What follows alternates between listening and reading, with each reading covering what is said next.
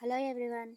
ఈరోజు అయితే మేము మన ఆంధ్రప్రదేశ్లోని కృష్ణా జిల్లా కోడూరు మండలంలోని విశ్వనాథపల్లి గ్రామంలో వెంచేసి ఉన్న శ్రీ అద్దంకి నాంచారమ్మ అమ్మవారి ఆలయానికి అయితే వెళ్తున్నామండి. పవిత్రమైన కృష్ణానది తీరాన శ్రీ అద్దంకి నాంచారమ్మ అమ్మవారి ఆలయం అయితే ఉందండి. రోడ్లు అయితే చాలా దారుణంగా ఉన్నాయండి. వీడియో తీస్తుంటే ఫోన్ అయితే షేక్ అయిపోతుంది. ఫోన్ పరిస్థితి ఇలా ఉందంటే ఇంకా ఆటోలో ఉన్న మనుషుల పరిస్థితి ఏంటో ఆలోచించండి. అంత కష్టపడి మరి వెళ్ళాల్సిన అవసరం ఏంటంటే మా నానమ్మకి హెల్త్ బాగోదండి, నడవలేదన్నమాట. 1 వీక్ బ్యాక్ నాంచారమ్మ అమ్మవారి సంబరం అయితే జరిగిందండి. నానమ్మ పుట్టింటే వారు కొలిచే అమ్మవారండి నాంచారమ్మ అమ్మవారు. అమ్మవారిని చూడాలని ఉంది, తీసుకెళ్ళమని అడిగిందండి. ఇంకా తాతయ్య ఆటో కట్టించి నానమ్మని తీసుకెళ్తున్నాము. ఎంతైనా పుట్టింటి మమకారం కదండి. అవనిగడ్డకి మాచారంకి మధ్యలో ఉందండి ఈ ఫంక్షన్ హాలు, కొత్తగా కట్టారండి. ఇదైతే మన దిసీమ పాలిటెక్నిక్ కాలేజ్ అండి, చాలా పెద్దగా ఉంటుంది.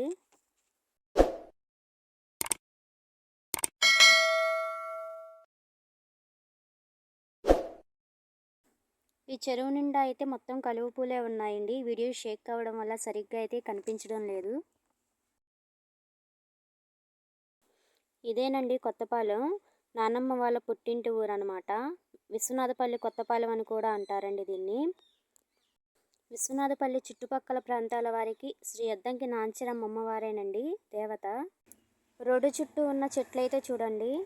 రోడ్డు మీద వెళ్ళే వాహనాల వల్ల రోడ్డు నుంచి వచ్చే తెల్లటి బూడిద పడి చెట్లన్నీ దుమ్ముగా అయిపోతున్నాయండి. ఇంకా మేమైతే విశ్వనాథపల్లి ఊరిలోకి ఎంటర్ అయితే అయిపోయామండి. ఎక్కడ చూసినా అన్నీ మినపకాయ పెట్టే మిషన్లేనండి. చాలా వరకు మనుషులను పెట్టి మినపకాయ లాగించడం తగ్గించేశారండి. టెక్నాలజీ పెరుగుతుంది కదండి. ఇది ఊరి లోపల ఉన్న అమ్మవారి ఆలయానికి వెళ్ళడానికి షార్ట్ కట్ రోడ్ అండి. సిమెంట్ రోడ్డు ఎదురుగా ఏమన్నా వెహికల్స్ వస్తే తప్పుకోవడానికి ఉండదండి, ఇబ్బందిగా ఉంటుందన్నమాట.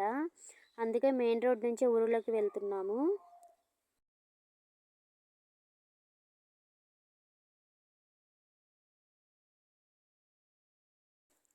ఊరి లోపలికైతే ఎంటర్ అయిపోతున్నామండి. ఇదైతే విశ్వనాథపల్లి గ్రామ శివారులోని శ్రీ అద్దంకి నాంచారమ్మ అమ్మవారి ఆలయ స్వాగత ద్వారం అండి కనిపించేది. వేసవికాలం స్టార్టింగ్లోనే ఎండలైతే బాగా వేస్తున్నాయండి. ఇంకా ముందు ఎలా ఉంటుందో.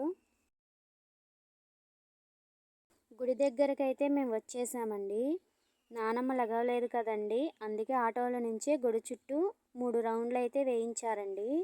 తర్వాత నానమ్మకి అమ్మవారు కనిపించేలా అయితే ఆటోని ధ్వజస్తంభం ఎదురుగా పెట్టి అందులో నుంచే నానమ్మకి నాంచారమ్మ అమ్మవారిని అయితే చూపించామండి.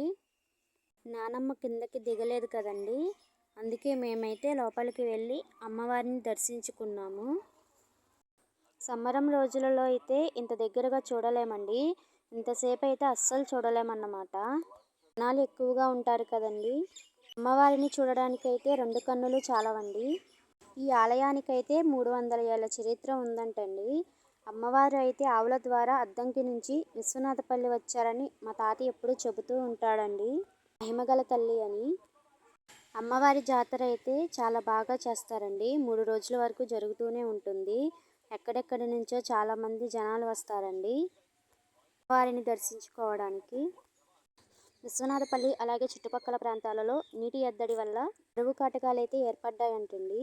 ఇప్పుడు ఈ ఊరి నుంచి ఒక కుటుంబం పశు సంపదతో సహా అద్దంకి వలస వెళ్ళారంటండి. వాళ్ళ కష్టాలు అయితే తెలుసుకుని అద్దంకి నుంచి విశ్వనాథపల్లి అయితే అమ్మవారు వచ్చారంటండి. అందుకే అద్దంకి నాంచారమ్మ అమ్మవారు అని అంటారంట. ఇంకా మేమైతే రిటర్న్ అయిపోయామండి. ఇంటికి వచ్చే దారిలో తుంగపల్లమ్మ అమ్మవారిని దర్శించుకుందామని అక్కడికైతే వెళ్ళామండి. అవిలో నీళ్ళైతే చాలా బాగుంటాయండి. చిన్నప్పుడు తాగేవాళ్ళము ఇక్కడికి వచ్చినప్పుడు. తుంగపల్లమ్మ అమ్మవారి ఆలయానికైతే ఎంటర్ అయిపోతున్నామండి. పొలాల మధ్యలోనే లోపల అమ్మవారి గుడి ఉందండి రోడ్డు పక్కన. ఇది గుడి పక్కనే ఉన్న చిన్న చెరువు లాంటిదండి. పొలాలకైతే నీళ్ళని వాడతారు. ఇదైతే గుడి దగ్గర ఉన్న బావండి. ఆ బావిలో నీటితోనే అమ్మవారికి పొంగలి వండి నైవేద్యంగా పెడతారండి. నీళ్ళైతే చాలా తీయగా ఉంటాయండి. ఇంకా అమ్మవారి గుడి చుట్టూ కూడా 3 రౌండ్లు వేసేసి గుడి లోపలికైతే వెళ్ళామండి. మీరు కూడా అమ్మవారిని దర్శించుకోండి. అమ్మవారిని ఇలా ఇంత దగ్గరగా చూస్తుంటే ఏదో తెలియని వైబ్ అయితే వస్తుందండి. తుంగపల్లెమ్మ అమ్మవారు, నాంచారమ్మ అమ్మవారు, అలాగే లంకమ్మ అమ్మవారు, కోడూరు గంగానమ్మ అమ్మవారు, విజయవాడ కనకదుర్గ అమ్మవారు. వీళ్ళందరూ అక్కా చెల్లెళ్ళే అని మా తాత ఎప్పుడూ చెబుతూ ఉంటాడండి. ఇంకా మేమైతే ఇంటికి వెళ్ళిపోతున్నామండి. Thanks for watching. Like, share and subscribe.